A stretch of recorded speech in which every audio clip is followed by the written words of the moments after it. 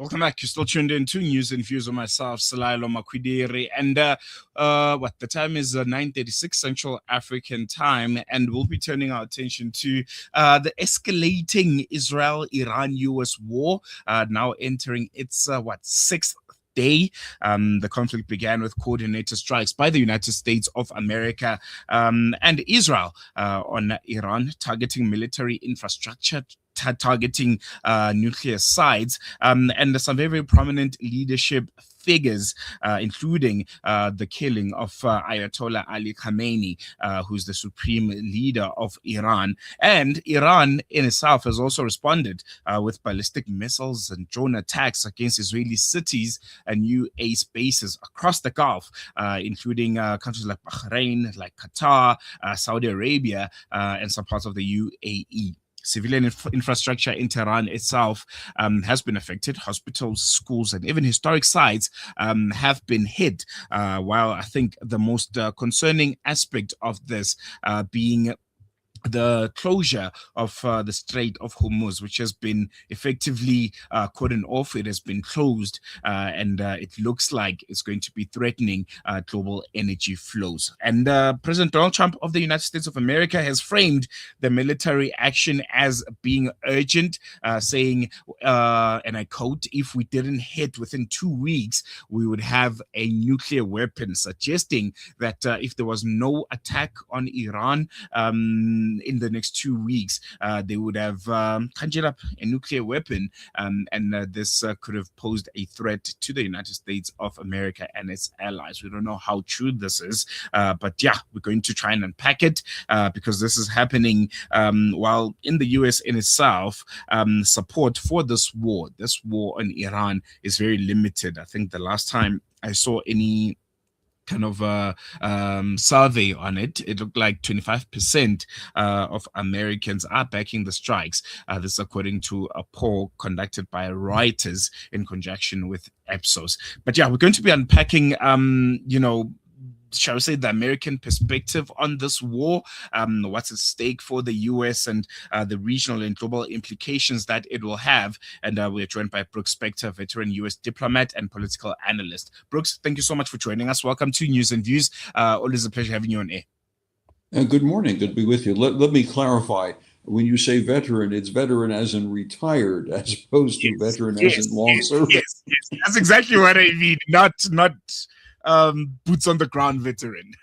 Yeah, in other words, I don't speak on behalf of the U.S. government and haven't for 23 years. So I get to be an outside observer looking in, which is important, but is not the same as being on behalf of. No, definitely. I think we'll jump right into it, Brooks. We are almost 6 days into this war. Before we kickstart and get into the nitty-gritties of it, just your assessment of the last 6 days, and what we could have learned, what we've uncovered about the United States of America, Iran, and Israel, and the interaction between these three countries and this conflict that has ensued. Well, I mean, first I would mention that certainly in the last 2 days, the conflict has moved beyond that of one between the three nations that you're mentioning, to include Iranian strikes on the Gulf Arab states. That's from Kuwait as far as Oman, all of them. Jordan, at least once. A small U.S. base in northern Iraq. And fascinatingly to me, at least one attack on Azerbaijan to the north of Iran, which to the best of my knowledge had opined no particular position vis-a-vis Iran or the United States. I believe it has reasonable relations with Iran. It has with the U.S. It has with Israel, for that matter. And at the same time, the Azeris happen to be ethnically very similar, and in linguistic terms, very similar to the folks in Iran. What we can say for sure, though, is that the American effort is noticeable and is highly marked by a sense of strategic incoherence. From the beginning, various American officials, up through and including the president, have offered a whole range of reasons why this began, including at least once someone saying that the U.S. had to follow on behalf of Israel, or alternatively that the Americans knew that the Iranians were going to attack, and so therefore they had to preemptively defend themselves, and on through to several times where Donald Trump has said that the ultimate purpose of the conflict is regime replacement. I don't use the word regime change because that would imply a whole new system of government is being imposed on the country. But quite clearly, in the last day or so, he's indicated that the idea is that not only do the Americans want a new government, but they want, in Donald Trump's words, a hand in picking who is going to be in charge, which is highly extraordinary at the minimum. No, most definitely. And I think for me, it almost ties in with the next question that I have. The objectives of the United States of America. I think there's been mixed messaging, coming from Donald Trump himself, coming from Marco Rubio, about why exactly the U.S. Went about this war and targeting Iran. From your perspective, looking at it with the lens of the United States of America, alongside the mixed messaging that we're getting, what's at the heart of this conflict? What's at the heart of this aggression against Iran, which I think it's been a long time coming, but why now? Why specifically now? And what is the objective? Well, first I would move back as far as 2015, when the five-nation plus Iran agreement on limitations on Iranian processing of nuclear materials was ratified. It wasn't a treaty; it was an agreement, but it was one that was brought forward during the Obama administration. When Donald Trump took office in 2017, one of the first things he did was to abrogate American participation in this, saying it was a bad agreement, even though many Republican officials, former officials, said that they were reasonably satisfied with the outcome because it put off any possible processing of sufficient uranium for at least a decade. And the Trump administration in version one sort of marked time on this, but by the second administration, the one that's now 1 year in, they had decided, it seems to me, to move forward with a rather more aggressive version of negotiate with us on ending any possible uranium concentration or else. And of course, we remember 5-6 months ago, the or else came into play with the 12-day conflict. And now with the third set of negotiations mediated by Oman, the Trump administration indicated that they were not satisfied with the result. I read that as saying the Iranians had not capitulated. You don't. My problem with the negotiations was they should have been more successful because the two parties concerned were after two very different outcomes. The Iranians were after an end to or a rollback of financial and economic sanctions on Iran by the United States, and the Americans were after an end or an agreement to end something which may not actually be happening, which is yet again concentration of uranium for nuclear warheads. The Israelis on the side of this, their concern, of course, is less of the nuclear issue because that's off in the distance, and I'll explain why in a second. But they were much more concerned with the fact that Iran had missiles capable of reaching Israeli cities, towns, and so forth. The thing that I wanted to mention about the nuclear weapons is you don't simply build a nuclear device. You have to fit it effectively onto a missile, you have to have the command and control capability to direct it. And it has to be capable of being guided to a particular location somewhere, somehow. All of that's complicated, and none of it happens in a heartbeat. As a result, I would have thought that by the time they had reached that third negotiating round, that there was a growing understanding that these two parallel sets of issues could be the bridge to at least the beginnings of an agreement. But obviously, the American side saw it very differently and decided instead to either follow the Israelis, to work with them, or to work independently, but in congruence with, depending on your interpretation of the various statements that have been made.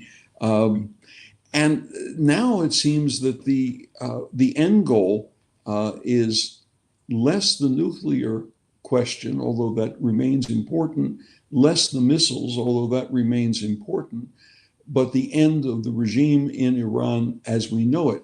What we also do know, of course, let me jump in there. We have to take a quick break, but I think you're getting into the cracks of the mat and where exactly I want us to be, and we'll unpack more after the short break.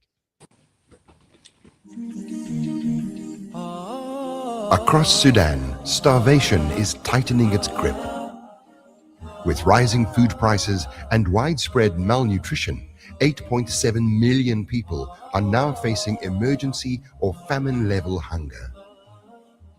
As the conflict intensifies and aid routes narrow, families in Sudan are running out of options and time. The Al-Imdad Foundation is delivering life-saving humanitarian aid to those most at risk. Stand with Sudan. Donate online at alimdad.com or call 0861 786 243 for more information. Shimmer, sparkle, captivate. Nothing less than a masterpiece. Droplets of gold inspires precious design. Platinum bursts with intricate freshness, and every pure diamond becomes more than just a girl's best friend. Voda Gold Gem Jewelers, where timeless dreams become a reality. Come to us. We tailor-make designer gold, platinum, and diamond jewelry. Trade in or remodel your old gold. Clad yourself with classy name-branded watches. We offer insurance valuation and freezer card calculation. Visit us at 534 Ridge Road, Overport, or call 031 208 9142. Voda Gold Gem Jewelers, manufacturers of fine gold and diamond jewelry. With Ashraful Aid this Ramadan, your zakat changes lives. It feeds families facing hunger, restores dignity to those in need, and brings hope where it is needed most. From food relief to essential support, your zakah reaches communities with care, transparency, and impact. Give with confidence, give with trust. Make your zakah count this Ramadan. Give your zakah to Ashraful Aid and help change lives today. The Prophet Muhammad, peace be upon him, said, "Use the black seed, for indeed it is a cure for every disease except death." This Ramadan, honor that guidance. Tip Black Seed supports your blood sugar during fasting, boosts immunity, sustains your energy from suhoor to iftar.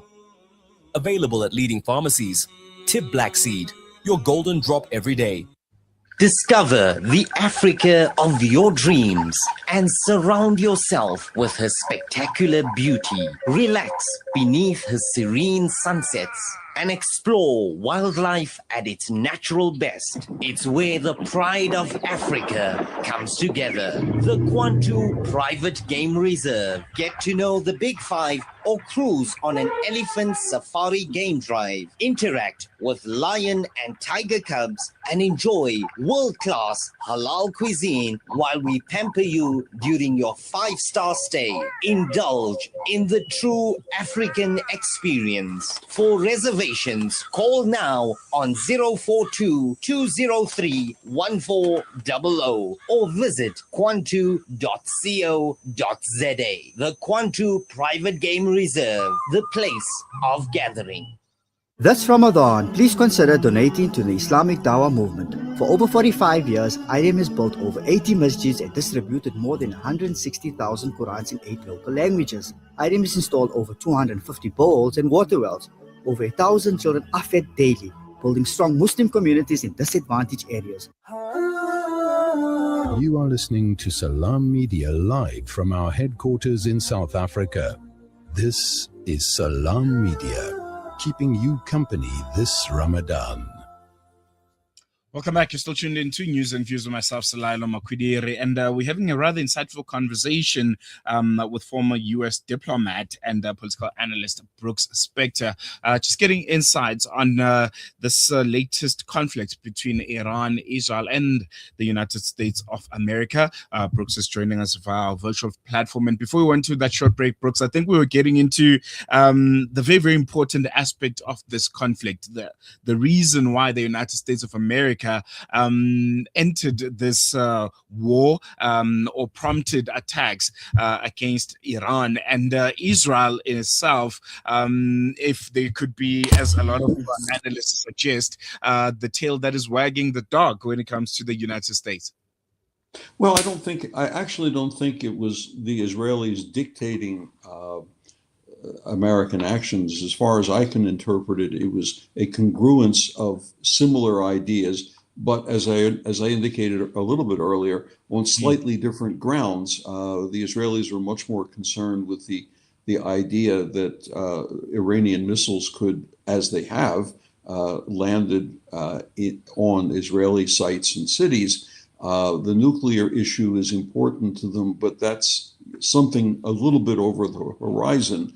The Americans appear to be much more concerned with the nuclear question, and at the same time with the idea of regime replacement. But I want to add one more factor in this, and it was something that people have tended to slide over because looking at the conflict is easier than looking at some of the precursors. Remember that over the last number of years, any number of protests, movements, demonstrations, near revolts on the part of an Iranian citizenry has given a very clear understanding that most Iranian citizens do not like and barely can feel they can tolerate the current regime. Most recently, depending on who you read and which source you trust, somewhere between 5,000 and 35,000 people were killed in the last range of protests, a month and a half ago. And that, I think, triggered a sense in the Americans that it was now or never, in the sense that the Iranian regime was weak. It was beginning to feel threatened, and that one seriously strong push, obviously, but one push could perhaps potentially drive it over the edge into the arms of history rather than the future. Whether that's going to play out that way or not is obviously a very different question. But I think that was also lurking in the minds of American policymakers, from Marco Rubio on through the people in the National Security Council and Defense Department, and ultimately in Donald Trump's mind, partly because they keep mentioning it. And if that is in their minds, then that is to some degree driving the way people are organizing the policies. The problem is, as we talked about right at the beginning, is that there is this enormous range of reasons for doing what is being done rather than one strategic goal. It's a whole smorgasbord of these things.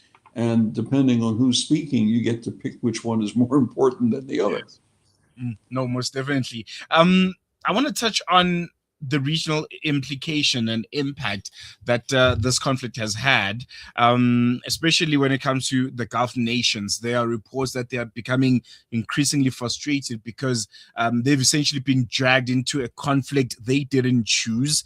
How do you assess the United States of America and how it plans to manage some of the diplomatic tensions that could be bubbling up when it comes to some of the Gulf partners? partners, countries like Saudi Arabia, Qatar, and the UAE.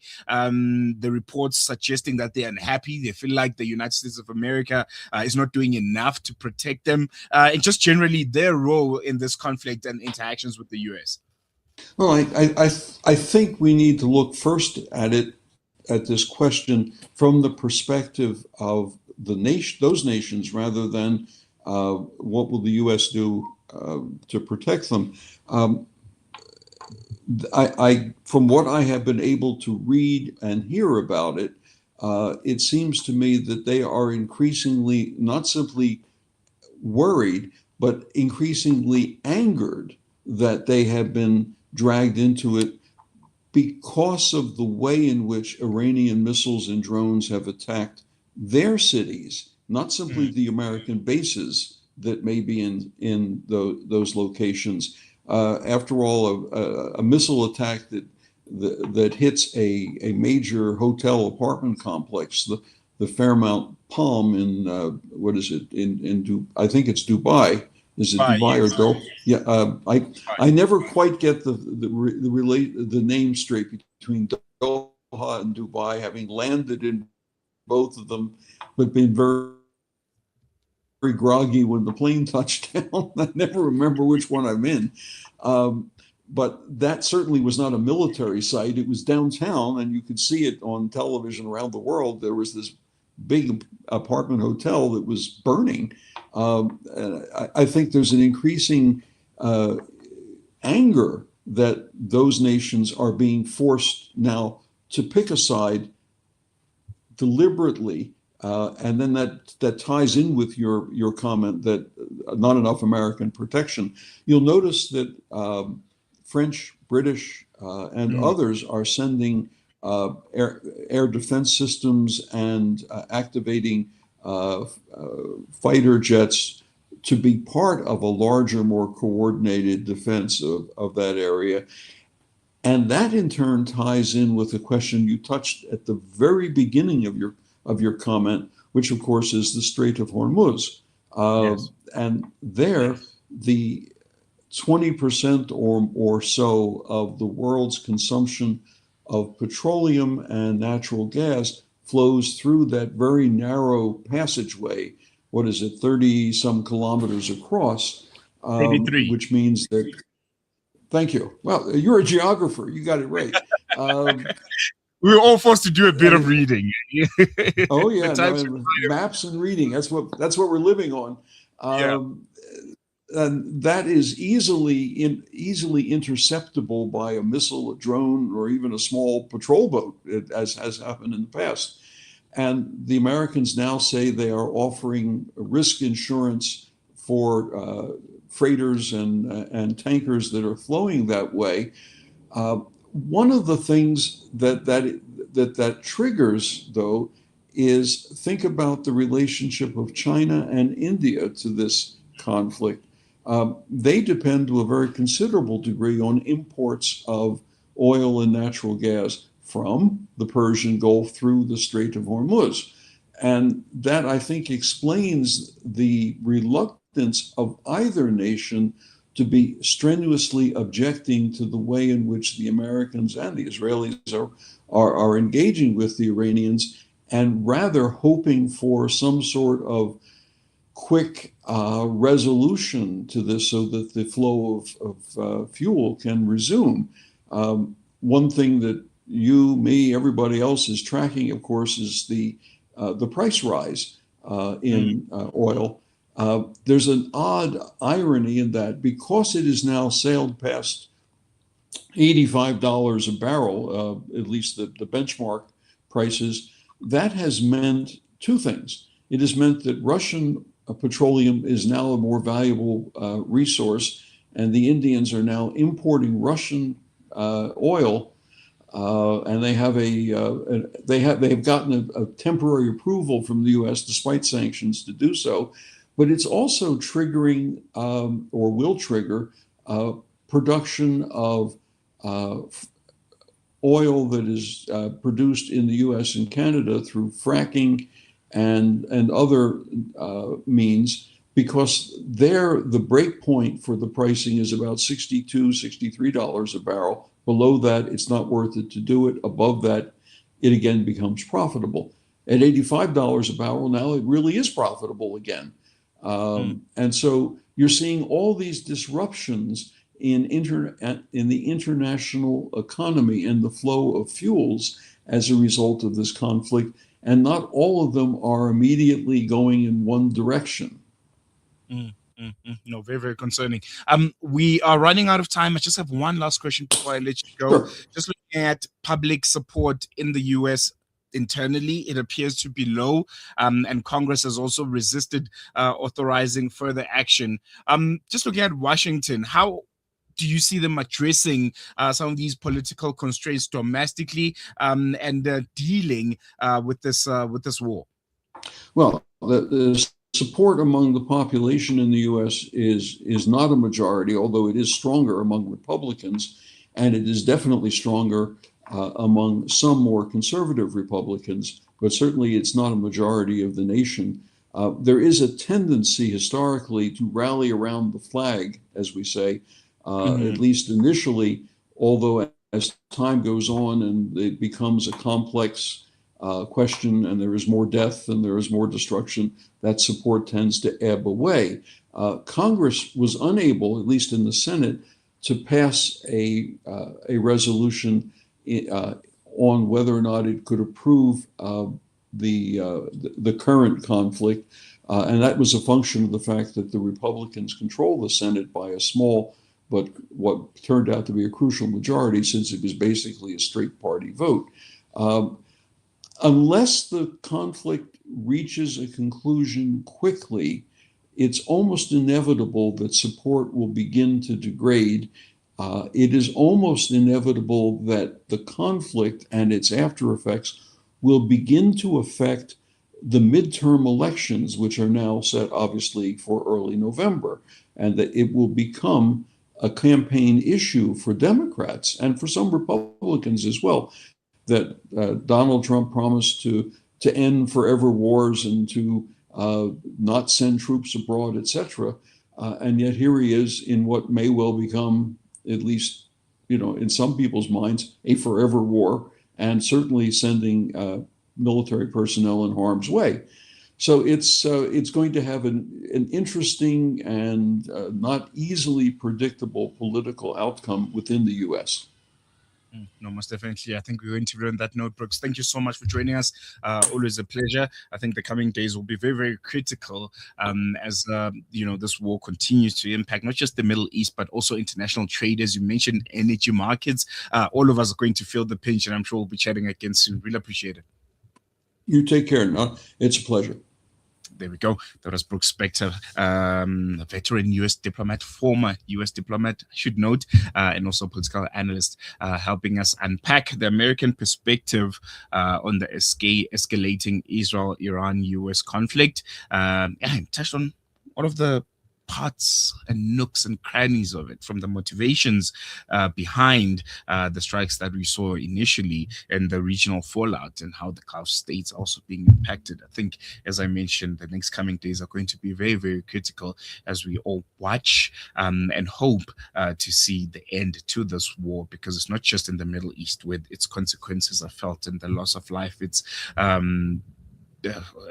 daily occurrence, but the whole world is going to be affected. The Strait of Hormuz being closed and oil prices being affected, the markets reacting rather gingerly. Also, we saw the rand also trading at around 16 rand 60 the last time I checked. So it doesn't matter where you are in the world, ultimately you will feel the impact of conflict, especially at a very, very critical point of the world, the Middle East, being very, very strategic and important when it comes to oil, the trade, selling and buying thereof, and also the import of things like LNGs. So yeah, we'll be following and tracking the story quite closely. You can continue to follow us on our various social media pages. We'll continue to give different perspectives on it, and anything and everything that you need to know around it. Otherwise, we've come to the end of today's edition of News and Views. Thank you so much for being a part of it and being with us for the last 2 hours. I'll be back with you again. I'm not sure when, sometime next week, maybe